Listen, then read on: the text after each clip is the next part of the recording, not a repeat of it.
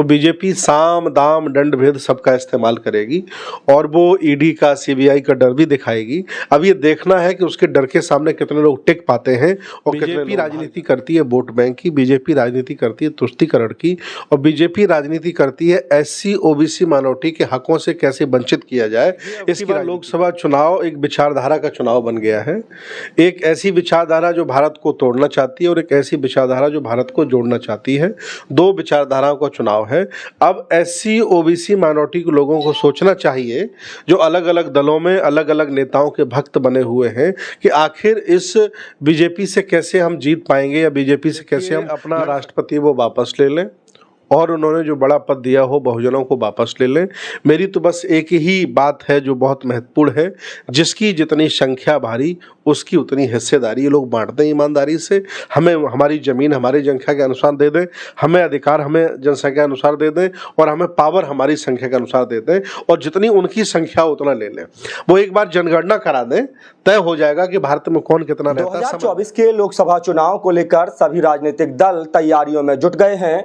एक तरफ जहां भारतीय जनता पार्टी दिल्ली में अभी अपने सभी सहयोगी दलों को बुलाकर एक बड़ी मीटिंग करने जा रही है, वहीं ऐसे में विपक्षी दल भी बेंगलोर में एक बड़ी मीटिंग करने जा रहे हैं। अब माना यह जा रहा है कि एक तरफ जहां एनडीए है, वहीं दूसरी तरफ यूपीए का बहुत बड़ा जो गठबंधन है उसमें तमाम विपक्षी दल हैं, और उसके बाद 2024 का जो लोकसभा चुनाव होगा उसके क्या रिजल्ट होंगे, क्या नतीजे होंगे, इस पर बातचीत करने के लिए हमारे साथ एक खास मेहमान मौजूद है। हमारे साथ बौद्ध भिक्षु भंते सुमित रतन जी हैं, उनसे बातचीत करेंगे क्योंकि तमाम राज्यों में ये जाकर के घूमते हैं, ये क्या सोचते हैं और 2024 के लोकसभा चुनाव को लेकर के इनका नजरिया क्या है, खुद इनसे ही बातचीत करते हैं। सबसे पहले आपका बहुत बहुत स्वागत है। धन्यवाद, आपके दर्शकों को बहुत बहुत धन्यवाद। पहला सवाल यही रहेगा, एक तरफ जो है एनडीए का बहुत बड़ा गठबंधन है, एनडीए जो है चुनाव लड़ रहा है 2024 के लोकसभा चुनाव को लेकर, वहीं दूसरी तरफ तमाम विपक्षी दल भी एकजुट हो रहे हैं, लामबंद हो रहे हैं और कह रहे हैं कि भारतीय जनता पार्टी को इस बार हटा करके रहेंगे, 2024 में उनको जो है सत्ता से बेदखल कर देंगे। तो क्या लग रहा है, आप तमाम राज्यों में घूमते हैं, स्टेटों में घूमते हैं, तो क्या लग रहा है आपको इतना आसान है भारतीय जनता पार्टी को सत्ता से बेदखल करना? देखिए, भाजपा एक राजनीतिक पार्टी है, इसके साथ साथ अन्य पार्टियां भी राजनीतिक पार्टियां हैं। भाजपा ने एनडीए बनाया है, लगभग उसमें 35-40 पार्टियां शामिल हैं, और विरोधी दल ने, विपक्षी दल ने पीडीए बनाया है, या जो भी यूपीए जो भी इन्होंने बनाया, इनके साथ भी लगभग 23-24 दल हैं। मेरा मानना अभी पार्टियां विपक्षियों के पास कम हैं, इन्हें और पार्टियों को मनाना चाहिए और मना करके एक बड़ी श्रृंखला खड़ी करनी चाहिए, तब ये बीजेपी के बराबर आप आ सकते हैं, नहीं तो नहीं आ पाएंगे। तो क्या लग रहा है आपको कि जिस तरह से मायावती से गठबंधन हुआ 2019 के लोकसभा चुनाव में, लेकिन उसके बाद मायावती ने कहते हुए गठबंधन तोड़ दिया कि हमें जो है वोट जो ट्रांसफ़र नहीं हुआ और हमारा वोट जो है समाजवादी पार्टी के खाते में तो चला गया, लेकिन समाजवादी पार्टी का जो वोट बैंक था वो बसपा के साथ नहीं जुटा, और ये कहते हुए उन्होंने गठबंधन तोड़ दिया। लेकिन अब लगातार ये देखा जा रहा है कि तमाम जो है चाहे जो मीटिंग हो रही है उससे बसपा को दूर रखा जा रहा है, बसपा उसमें शामिल नहीं हो रही है, बसपा दूरी बनाए हुए है। इसको कैसे देखते हैं कि जो दलित वोट बैंक है वो कैसे आएगा? देखिए, अब की बार लोकसभा चुनाव एक विचारधारा का चुनाव बन गया है। एक ऐसी विचारधारा जो भारत को तोड़ना चाहती है और एक ऐसी विचारधारा जो भारत को जोड़ना चाहती है। दो विचारधाराओं का चुनाव है।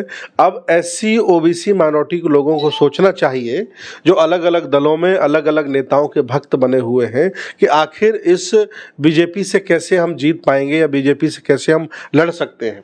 उत्तर प्रदेश के पूर्व मुख्यमंत्री और समाजवादी पार्टी के राष्ट्रीय अध्यक्ष अखिलेश यादव कहते हैं कि एनडीए को जो है पीडीए हराएगा। पिछड़ा, दलित और अल्पसंख्यक जो मुस्लिम का एक मोर्चा बना रहे हैं, कह रहे हैं पीडीए एनडीए को हरा देगा, लेकिन लगातार पीडीए के जो विकेट हैं वो गिरते जा रहे हैं। दारा सिंह चौहान जो समाजवादी पार्टी के टिकट पर विधायक बने, उन्होंने जो इस्तीफा देकर के भारतीय जनता पार्टी को ज्वाइन कर लिया है।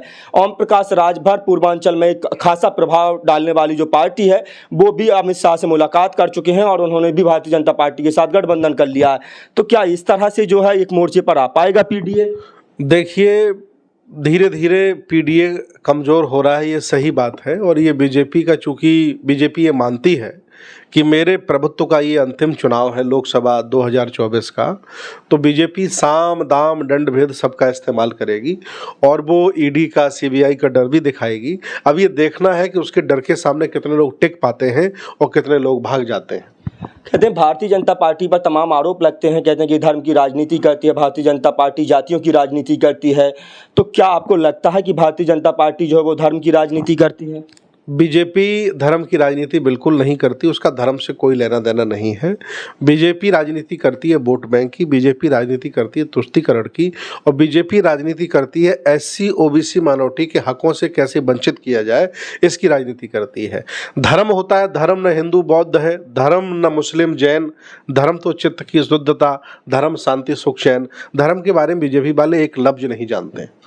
आप कह रहे हैं कि जो है कैसे जो है अल्पसंख्यक को और जो है दलित शोषित वंचितों को उनके हक और अधिकार से दूर रखा जाए, लेकिन भारतीय जनता पार्टी का नारा ही है सबका साथ, सबका विकास और सबका विश्वास। वो कह रहे हैं कि उनके साथ जो पिछड़े वर्ग के जो नेता हैं, जो दलित वर्ग के नेता हैं, कह रहे हैं कि हम जो है सबका साथ और सबका विकास कर रहे हैं, और जिन लोगों को हक और अधिकार से वंचित रखा गया है उस तबके को भी हक और अधिकार दे रहे हैं। भारतीय राजनीति में एक और पहलू जुड़ गया है, दोहरे चरित्र का नेता। मैं मानता हूं जितने भी शासक वर्ग हैं वो दोहरे चरित्र के लोग हैं। मंच पर उनका अलग भाषण होता है और ड्राइंग रूम में बैठ करके अलग तरह की बातें करते हैं, अलग तरह की प्लानिंग बनाते हैं कि कैसे वंचित समाज को, कमजोर समाज को, अल्पसंख्यक समाज को कैसे मिटाया जाए, नेस्तनाबूद किया जाए, लोकतंत्र कैसे खत्म किया जाए, संविधान कैसे खत्म किया जाए, इनकी यही प्लानिंग रहती है।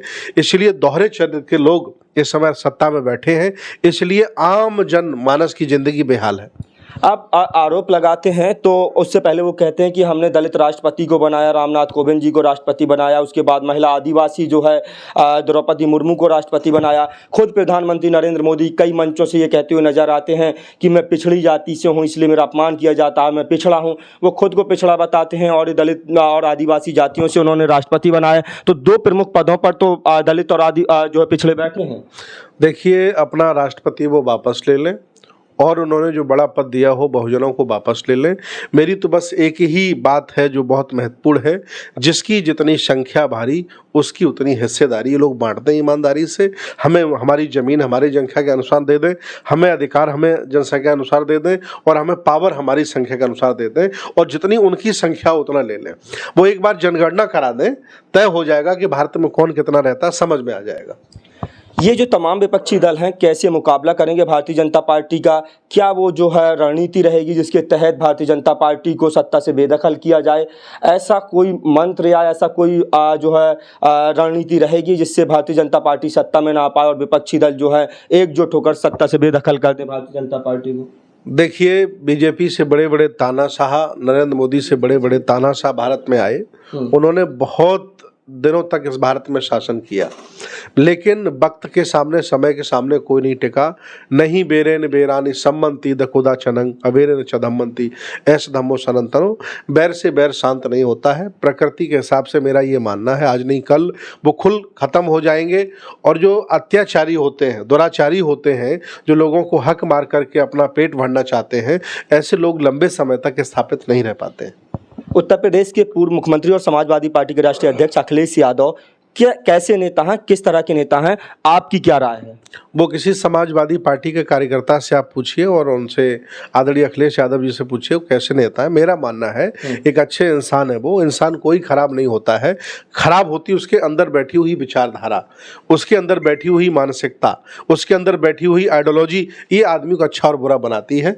वो अच्छे नेता है। योगी आदित्यनाथ, मायावती और जो है अखिलेश यादव में कौन बेहतर मुख्यमंत्री लगता है? सारे लोग अच्छे हैं, बस वो ईमानदारी से अपना राज धर्म का पालन करते रहें, सबको हक हिस्सेदारी देते रहें, किसी का हक किसी दूसरे को न दें, किसी के साथ अत्याचार न करें, कोई बुरा नहीं होता है। कौन बेहतर लगता है? सारे लोग अच्छे, मैं बता तो रहा हूँ, सारे लोग अच्छे हैं। मनमोहन सिंह और नरेंद्र मोदी में कौन बेहतर प्रधानमंत्री? अब देखिए, पढ़े लिखे ज्यादा हमारे नरेंद्र मोदी जी हैं। आपको हाँ, ज्यादा पढ़े लिखे हैं। मनमोहन सिंह इनकी तुलना में कम पढ़े लिखे थे, आप सब लोग जानते हैं, पूरा भारत जानता है। इसलिए नरेंद्र मोदी मेरे हिसाब से ज्यादा अच्छे प्रधानमंत्री हैं। व्यंग करना हमें अधिकार है, सत्य बात कहने में क्या तकलीफ है। ये थे हमारे साथ बहुत भिक्षु भंते सुमित रतन जी, जिन्होंने 2024 के लोकसभा चुनाव को लेकर हमारे तमाम सवालों के जवाब पूरी बेबाकी के साथ दिए हैं। और उनका साफ तौर पर कहना है कि भारतीय जनता पार्टी जो वर्तमान की सरकार है वो दलित, शोषित, वंचित और अकलियत को उनके हक और अधिकार से वंचित रखना चाहती है, उनसे दूर रखना चाहती है। अगर भारतीय जनता पार्टी को जो है सत्ता से बेदखल करना है तो सभी पार्टी को बिना शर्तों के साथ गठबंधन में आना होगा और अपनी विचारधारा के साथ जो है जातिगत जनगणना की भी बात जो है यहाँ पर भंते सुमित रतन ने की है। आप लोगों की क्या राय है, कमेंट बॉक्स में अपनी राय देना ना भूलें। अपने साथी कैमरा पर्सन आनंद यादव के साथ राजवंश सूरी की रिपोर्ट। नमस्कार।